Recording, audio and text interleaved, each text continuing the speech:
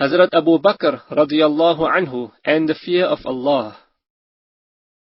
According to our belief, Abu Bakr radiyallahu anhu is the most exalted person after the Prophets alayhimus salam. Rasulullah sallallahu alayhi wasallam himself conveyed to him the glad tidings of his being the head of a group of persons in paradise. Rasulullah sallallahu alayhi wasallam once remarked, Abu Bakr's name shall be called out from all the gates of paradise, and he will be the first of my followers to enter it.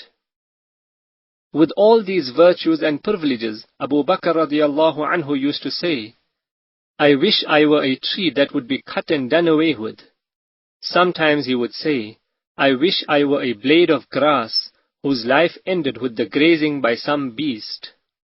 He also said, I wish I were a hair on the body of a mu'min.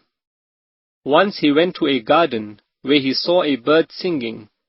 He sighed deeply and said, O bird, how lucky you are!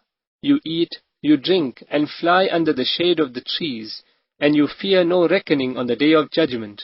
I wish I were just like you.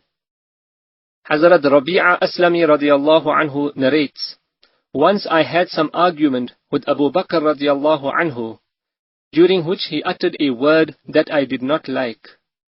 He realized it immediately and said to me, Brother, please say that word back to me in retaliation. I refused to do so.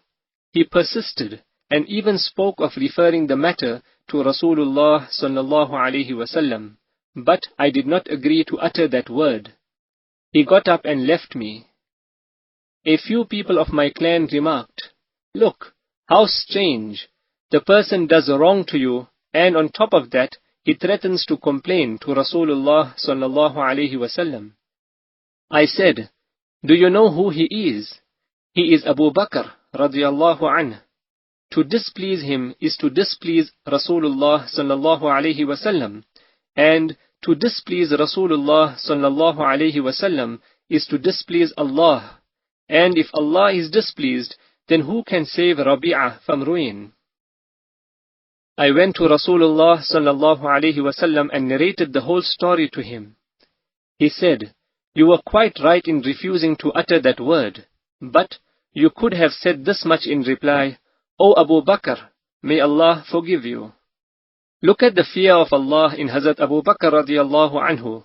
He is so anxious to clear his accounts in this world that no sooner has a slightly unpleasant word been addressed by him to a person than he regrets it and requests him to say that word back to him in retaliation. He is so particular in this that he threatens to have the retaliation done through the intervention of Rasulullah sallallahu alaihi wasallam. We are in the habit of saying offensive words to others, but we fear neither the retaliation nor the reckoning in the hereafter.